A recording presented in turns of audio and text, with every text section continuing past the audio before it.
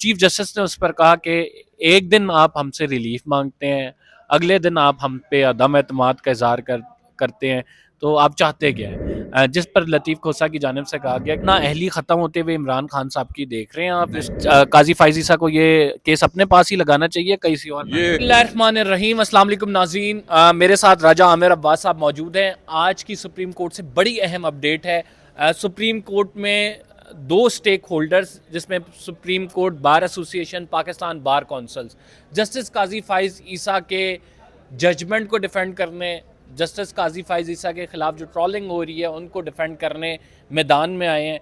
और आए हैं या उतारे गए हैं, ये हम राजा आमिर अब्बास साहब से पूछेंगे। इमरान खान साहब की नाअहली को लेकर, खसूसन जो तोशा खाना केस है, इसमें आज लतीफ़ खोसा ने अदालत के सामने इस्तदा की है। और लतीफ़ खोसा का और चीफ़ जस्टिस का आपस में क्या मुकालमा हुआ है। चीफ़ जस्टिस जो कि कल कह रहे थे कि आप हमारी अदालत में आए, आज कहते हैं कि आप तो हमसे रिलीफ मांगने आते हैं। वो क्या पूरी बात चीफ़ जस्टिस ने कही है, वो हम इस व्लॉग में करेंगे। आमिर अब्बास साहब से पूछेंगे कि आमिर अब्बास साहब, जस्टिस काजी फाइज ईसा के फ़ैसले के बाद आपकी दो लॉयर्स की supreme bodies, supreme court bar association, Pakistan bar council, वो आज दिफा में उतरी हैं। और वो दिफा में उतरी हैं जस्टिस काजी फाइज ईसा के। वो कहती हैं कि जी जस्टिस काजी फाइज ईसा के ख़िलाफ़ जो ट्रॉलिंग हो रही है, जो गालियाँ दी जा रही हैं, बड़ी गलत है। बिल्कुल सही बात है, बड़ी गलत है। लेकिन कुछ वक्त वो था कि जब बार कौंसल्स एक अलामत मज़ामत की समझे जाती थी। जब भी कोई डिक्टेटर आता था, जब भी डिक्टेटर के ख़िलाफ़ जद्दोजहद होती थी। आज तो लग रहा है कि तमाम लोग मिल मिला के सारा कुछ हो रहा है। तो आज कौन सा डिक्टेटर है, आपको नजर आ रहा है कोई? आज तो डिक्टेटर तो नहीं है, वैसे ये बात तो देखें ना, ठीक है ना। बिल्कुल आजकल केयर टेकर हुकूमत है। काकड़ साहब वजीर आज़म हैं, इतने अच्छे भले मानस आदमी हैं, किताबें पढ़ते हैं, तस्वीरें बनाते हैं, और 90 डेज़ की मुद्दत होती है, आराम से बैठे हैं कि जब तक मर्जी चाहेंगे जो यहाँ पे आते हैं फंडामेंटल राइट्स की बात करने, मिसिंग पर्सनस उनके बारे में बड़ी ठीक ठाक किस्म की प्रेस कॉन्फ्रेंस कर देते हैं। देखिए जी, बात जो आपका बेसिक क्वेश्चन है वो यही है कि एक चीज़ ज़हन में रखें कि इस मुल्क के अदारे, चाहे वो सुप्रीम कोर्ट हो, पार्लियामेंट हो, दीगर अदारे हों, ये सब इस मुल्क के आपके हमारे अदारे हैं। ठीक है, अदारों में से अगर कोई चीज़ ऐसी आती है कि जिसका नुकसान जो-सा है वो इस मुल्क की आवाम को या इस मुल्क के फंडामेंटल राइट्स को या उनके किसी अमल की वजह से, तो हम इस अमल को, अदारे को बदनाम करने के लिए नहीं कर सकते। और जहाँ तक सुप्रीम कोर्ट की बात है, सुप्रीम कोर्ट की अगर कोई जजमेंट आती है तो हम उस जजमेंट को ब्लास्ट कर सकते हैं, उसको जितना मर्जी चाहे क्रिटिसाइज कर सकते हैं। और मैं सबसे पहले उसको क्रिटिसाइज करने वालों में से हूँ कि ये जो जजमेंट आई है, लेकिन उसमें किसी को ये राइट नहीं है कि किसी की मोजस जज की ट्रोलिंग शुरू हो जाए, कोई इस किस्म का उसके कैरेक्टर के बारे में बातें शुरू हो जाएं। देखिए, तारीख बड़ी जालिम चीज़ है। ये फैसलों के बाद जजेस के बारे में भी खुद ब खुद लिख देती है। हमने माजी में भी देखा कि जी जजेस कॉर्नेलियस भी हमारे सामने हैं। आज एतजाज़ एहसन बंदियाल साहब को भी कहते रहे कि जी आपके पास मौका है, कॉर्नेलियस बन जाइए या जस्टिस मुनीर बन जाइए। इसी तरीके से अब भी एक आम तरीके से ये बात की जा सकती है कि जी अपने फैसलों से या तो आप हिस्ट्री में कॉर्नेलियस के तौर पे याद रखे जाएंगे, या फिर या जस्टिस नज़र मुनीर।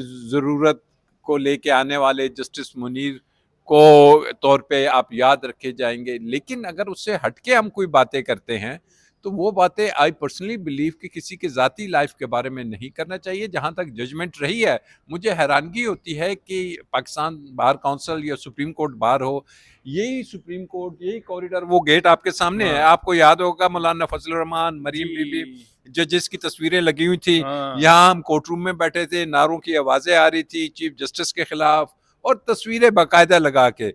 लेकिन शायद मैं भूल रहा हूँ, अगर आपके नॉलेज में है कि कोई पता नहीं करारदाद आई, कोई रेजोल्यूशन आया पाकिस्तान बार काउंसिल की वजह से? यहाँ गेट के आगे खड़े होके बिल्कुल बिल्कुल जस्टिस ऐसी, उमर अता बंदियाल का हथौड़ा लहरा के बिल्कुल। जो गालियां दी तो गई थी। दिस इज समथिंग अनफॉर्चुनेट कि जो कि as a senior member of the bar मैं समझता हूं कि ये फिर पिक एंड चूज जोन सा है, ये नहीं होना चाहिए।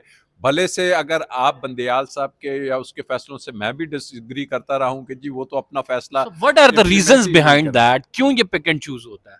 सर अब मुझे नहीं पता, शायद किसी की शक्ल खूबसूरत हो किसी की ना हो, मेरे सामने तो यही नजर आ रहा पीछे है। असल में तो आपको पता है पाकिस्तान में शक्ल पे तो कोई जाता नहीं है, बेनिफिट्स पे जाते हैं, पैसे पे जाते हैं, फेवर्स पे जाते हैं, सर हैंड इन ग्लव्स में जो चमक है। पे तो फिर आपको ब्रीफ केस भी याद होने चाहिए, चमक पे तो बड़े बड़े चले जाते हैं, तो अगर बार काउंसिल में कल को इन्होंने जजेस बनना है चले जाए तो वो नहीं। बट प्रिंसिपली आई से कि उनका जो स्टांस है वो ट्रोलिंग की हद तक सही है, बट इफ दे से कि we support the judgment, I would totally disagree with this Pakistan bar council या सुप्रीम कोर्ट बार। मैंने वो नहीं पढ़ा। वो कहते हैं कि आपके सामने पूरी पाकिस्तान की तारीख में कौन सी ऐसा इलेक्शन है जिसमें धांधली नहीं हुई, अब हो गई तो क्या हुआ? माशाल्लाह, फिर तो वो उनको अपने जो अपने इलेक्शंस हैं फिर उसके बारे में भी बात कर लें कि जी अगर उसमें भी यही हाल होता है। नहीं, देखिए जजमेंट पे as a lawyer I believe के इसमें जो फंडामेंटल राइट्स हैं, आप बैठे हैं, आप खुद एक शो करते हैं, आप बताइए कि जी क्या आज एज ए कानून भी आप रिपोर्टिंग यहाँ से करते हैं सुप्रीम कोर्ट की, क्या पीटीआई आज एक रजिस्टर्ड पार्टी है? नहीं है, गैर फाल हो गई है।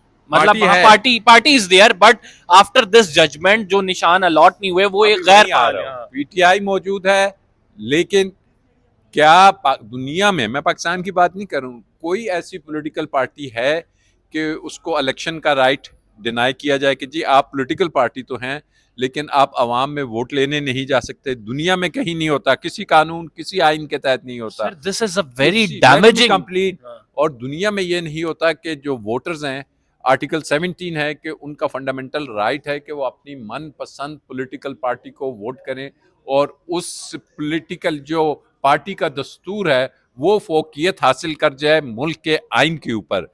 तो ये यहाँ पे पीटीआई के लॉयर्स को भी चाहिए था कि कुछ कॉन्स्टिट्यूशनल जो इश्यूज थे वो रेज करते, लार्जर बेंच बनवाते, 5 मेंबर बेंच पे ये जाता है, क्योंकि यहाँ पे ये जो क्वेश्चन उठाए जा रहे कि जी वो अगर 50,000 आपने उसकी फीस ले ली इलेक्शन लड़ने की, वो किस भाई, वो पार्टी के इंटरनल मामला है, वो 50 उसने जेब में डाले हैं या बैंक में डाले हैं, ये किसी के इख्तियार सुप्रीम कोर्ट के लेवल जो कि एक आईनी अदारा है, यहाँ पे ये नहीं पुराने होता। लोग कहाँ गए, नए घुसपैठिए आ गए हैं चीफ जस्टिस ये जब सर ऑब्जर्वेशन दे रहे हैं।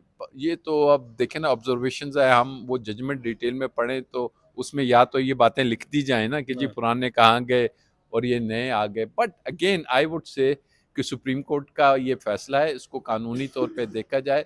फैसले के असरात मैं समझता हूँ कि इससे पीटीआई से बढ़ के इस मुल्क को नुकसान हो रहा है। मैं इस टाइम नहीं जानता पीटीआई क्या है, इमरान खान साहब क्या है, बट इस मुल्क की जमहूरियत को नुकसान हो रहा है।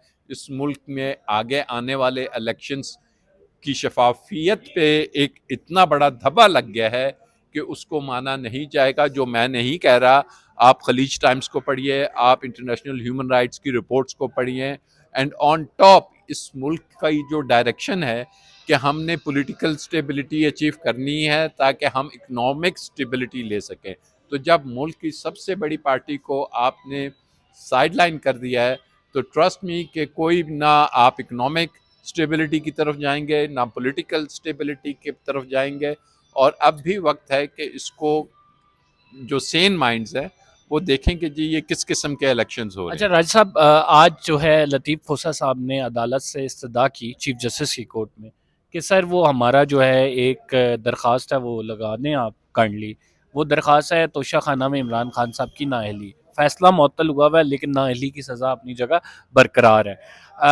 चीफ जस्टिस ने उस पर कहा कि एक दिन आप हमसे रिलीफ मांगते हैं, अगले दिन आप हम पे अदम एतमाद का इजहार करते हैं, तो आप चाहते क्या है? जिस पर लतीफ़ खोसा की जानिब से कहा गया कि हम आपसे सिर्फ ये चाह रहे हैं कि हमें कानून के मुताबिक, आइन के मुताबिक इंसाफ दिया जाए। चीफ जस्टिस का लेकिन उस पर यही कहना था कि या तो आप हमारी अदालत से रिलीफ मांगने आ जाते हैं या फिर आप हमारी अदालत को कहते हैं हमें आप पे एतबार नहीं है। तो ये डुअल स्टैंडर्ड क्यों है?